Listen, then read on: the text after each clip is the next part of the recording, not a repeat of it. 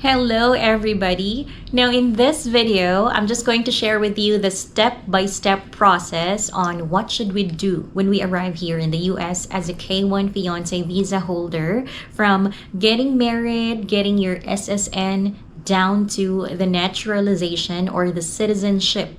And to my fellow Filipinos out there, to my Filipino viewers, then the dual citizenship, because as you may know, we don't get automatically a dual citizen. It is still a process.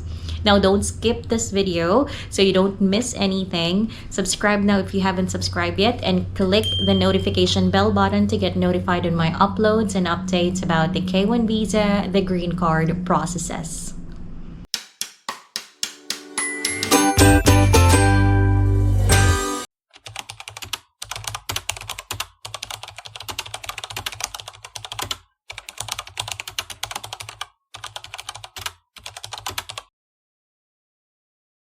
So hello everybody. Hello po. Good morning, good afternoon, or good evening, no matter what time you see this video and wherever you are. Now welcome back to my channel. Welcome back to Jai and Jerry.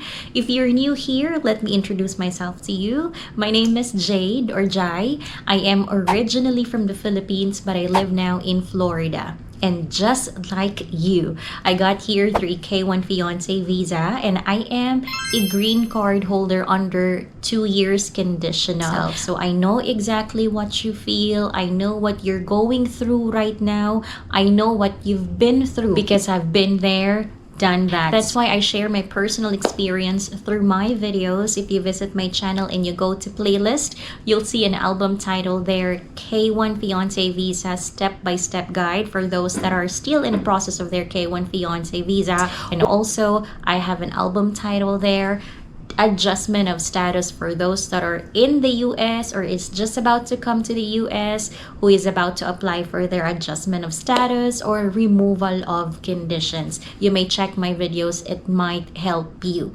especially again for those that is doing a DIY filer just like me. Now, just a disclaimer, I am not affiliated with any government agency, nor working with or as an immigration attorney. I am not a professional or a legal expert. I'm only sharing based on my personal experience, my research, and my knowledge as a DIY filer of K-1 fiancé visa and adjustment of status. So these are all based on my personal experience and my knowledge. I highly encourage you guys to always rely to the official website of the US visa. That's uscis.gov, and the other one is travel.state.gov. So those are the official website, and that's where I always rely my information about the immigration processes, what's going on right now with the USCIS. I always check for them for updates and news.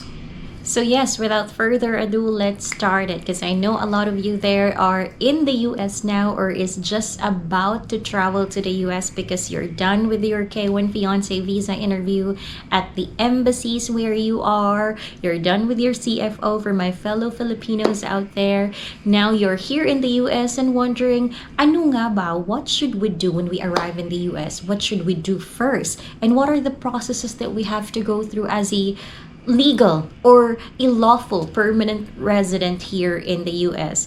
Is it over? Because a lot of you are thinking it's done, it's over after you get your green card. It's not over yet. And a lot of people are saying, for those that has the same green card as mine, the conditional green card, a lot of you are saying, oh no, I'm not gonna apply for the removal of conditions because it's just a waste of time and a waste of money. I'm just gonna wait for my citizenship when I'm eligible to apply for one. It doesn't work like that. I'm sorry to tell you this, but it does not work like that, and I hear a lot of people are saying that now. So anyways, that's why I'm gonna share with you the step-by-step process on what are the things that we have to go through in order for us to live here legally, lawfully. And if you want to be a citizen, you'll reach to that point in time. Make sure that you have to be in the US before that visa expires. Second is getting your SSN or your social security number. Where do you get your social security number? You go to your social security administration office near you. You may Google that one. So the requirements to get your SSN, if you're gonna get it before you get married, you need to have your passport ready, and then an I-94 or the arrival and departure record here in the US. Where do you get the I-94? This is the link of the I-94. I have a video on how to get your I-94 online step by step if you want to check that one. It's under adjustment of status album. A lot of you are wondering, should we get SSN before we get married or after we get married? Either way is fine. You can get SSN before you get married or after you get married, so long as your I-94 is still valid. I-94 is valid up to 90 days. It's the same as when you enter here in the US. If you're going to get it before you get married, passport and I-94 is crucial in applying for your SSN. They will give you your single name on your SSN card. And then if you have that, after you get married, you bring your marriage certificate together with your passport. You go back to the SSA office, and then you can change your names. Some SSA office do not change your SSN name into married name, not unless you have a work permit or the green card. If that happens, then you can just wait for your green card or your work permit and then have it changed later on. So make sure that when you go to the SSA office, your I-94 is still valid, and then you can apply. Next is you can apply for your I-485, the adjustment of status, or the green card. The I-485 is your green card. See, I-485 po, the name of the form is application to register for permanent resident. That's your green card. When that gets approved, then they will issue you a green card. So there's no time frame to apply for the adjustment of status or your green card, but of course, the sooner the better. Why would you wait? Why would you wait, diba? So apply it the sooner the better. So again, make sure the 90-day rule. Do not forget the 90-day rule. You need to get married before the 90 days expires. So after you get married, you apply for your adjustment of status. You can also apply your SSN through your adjustment of status. In the form I-485, there is a specific question there about the social security number. So once your green card gets approved and you got approved before the 2-year anniversary of your wedding, you get the conditional green card or the 2 years green card. But let's say, for example, the process took forever and it got approved after the 2nd anniversary of your wedding, you will get the 10 years green card. Now, what's the difference between a 2 years green card or the conditional green card and the 10 years green card? The 2 years green card is non-renewable, while the 10 years green card is renewable every 10 years. So you can renew your green card every 10 years if you want to. But the 2-year conditional green card is non-renewable. That's why you have to apply for removal of conditions to remove the conditions on your 2 years green card and make it a 10 years green card. So if you have the 2 years green card, you need to apply for removal of conditions I-751. You cannot jump into naturalization just because you don't want to apply for the 10 years green card because you think it's a waste of time and a waste of money. It does not work like that. It's a process. If you have the 2 years conditional green card and it's the same as spousal visa CR1, they will have to go through and apply for removal of conditions, same as K1 fiance visa. So you can only apply for removal of conditions I-751 within 90 days before it expires. You cannot apply too early or too late for that one, because if you apply too early, they will reject it. So how do I know if I'm eligible to apply for the I-751? Now, you don't need to worry, because you can use a calculator to calculate on when can you exactly start sending your removal of conditions. I will show you later, or this is the website right here on how to check that one, and then I will just show you on when can you start, because there is a specific date. Again, you cannot apply too early or too late. It should be within 90 days before your 2 years conditional green card expires. And aside from that, you don't need to worry, because USCIS will send you a reminder letter of when should you start, or reminder of the expiration of your 2 years green card. And I actually received that.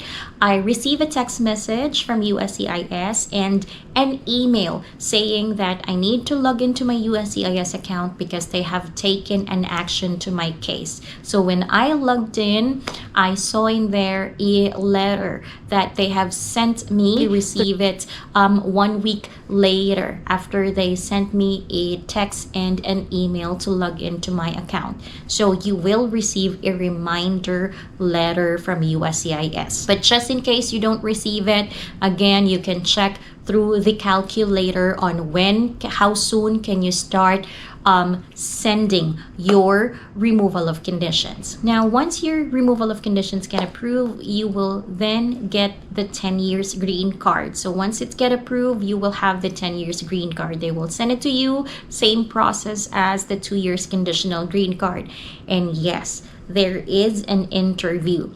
Though some people were not interviewed on their 10 years green card, but there are some as well that are being interviewed. So you can just prepare for all the documents that you need to. Again, I will share you my journey with it, my removal of conditions journey. So here we are, 10 years green card. Now the 10 years green card is renewable every 10 years.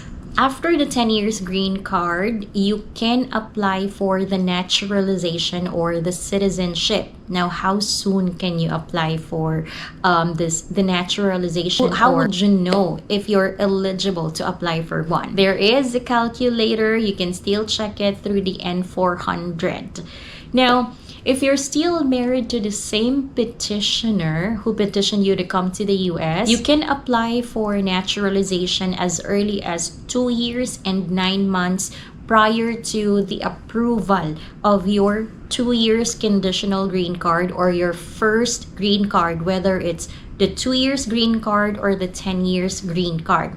You can start applying for the naturalization or citizenship 2 years and 9 months prior to the approval of your green card. But it also depends on the continuous residence and physical requirements required as part of being eligible to apply for naturalization. So one long trip abroad as a GC holder can reset your eligibility and timeline of when can you apply for your citizenship. There are exceptions, especially for some in the military. You can use the calculator and answer a few questions on the N400 eligibility requirements. Now, before I forget about the SSN, if you obtain your SSN before you get your green card or before you get married, that SSN has the restrictions. Now, once you have your green card, if USCIS did not include a new SSN together with your green card, you may need to update the SSA office with your status that you have a green card, so they will take the restrictions on your SSN. Now, once your status changes, you need to update the SSA office. So once you have your green card, like for example, the 2 years conditional green card, you apply for 10 years green card, you get approved, you still need to update the SSA office of your new status. You need to go to SSA office and update with your new status that you have the 10 years green card. And once you get naturalized, you still need to update the SSA office with your new status that you are now a US citizen.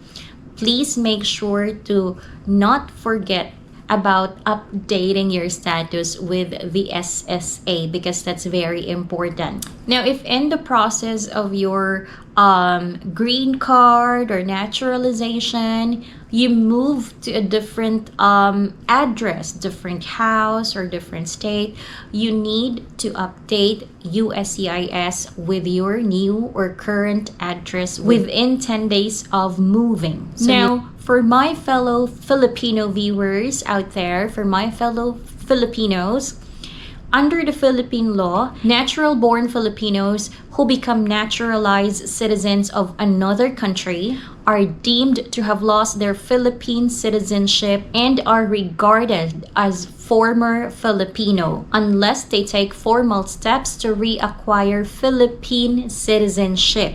So yes, hindi po automatic na once we became a US citizen, we are a dual citizen. It is a process po. So if you want to be a dual citizen, you may take some steps in order for you to be a dual citizen and to keep your Philippine citizenship. We now become like a former Filipino. Ang tawag po sa atin is like a former Filipino. Now, former Filipinos cannot use their old passport for travel or for other purposes, even if it's still valid, because they are considered as foreigners. Tayo po, we are considered as foreigners, and doing so would violate Philippine passport laws. Now, ano nga ba, what are the advantages of us being a dual citizen? Ano ba yung makukuha natin? Ano ba yung mga processes or ano ba yung mga benefits na makukuha natin if we become a dual citizen, if we reacquire our Philippine citizenship? So once we reacquire our Philippine citizenship, we get our passports and live in the Philippines indefinitely. We can own properties without the restrictions applied to foreigners, exercise our rights to vote, and enjoy the rights of a Filipino citizen. Now, if you don't want to reacquire your Philippine citizenship, former Filipinos may still travel to the Philippines without a visa and a return ticket and may stay up to 1 year in the Philippines under the Balikbayan visa-free privilege, but subject to the existing guidelines. Now, for former Filipinos that would like to reacquire their Philippine citizenship, you may apply at the embassy consulates. You may check this website right here for more information. So that's it. I hope I did not miss anything. So that's a step-by-step process on what should we do when we arrive here in the US to live here legally, from getting your SSN, getting married, down to the naturalization, or up to the dual citizenship for my Filipino viewers. I hope this helps you. Please help me share this video. Don't forget to like this video. You may leave a comment down below if you want to add something, if I missed something. You may leave a comment. You're free to leave a comment. I would really appreciate it if you share your input as well. If you want to support me and my channel, you may join my membership. You can choose some levels out there. There's a shout out. You may enjoy some perks like badges, emojis, shout outs, priority reply on your comments, or you may chat with me one-on-one. So yes, I hope this helps you, and please help me share this video to our fellow K1 visa sisters or green card holders out there that may need to see this. This might help them. So really, thank you very much, everybody. I appreciate you all. Thank you for your love and support. I hope everything goes smooth with you, with all your processes from K1 to green card to naturalization down to the dual citizenship. See you again in my next video. Bye for now.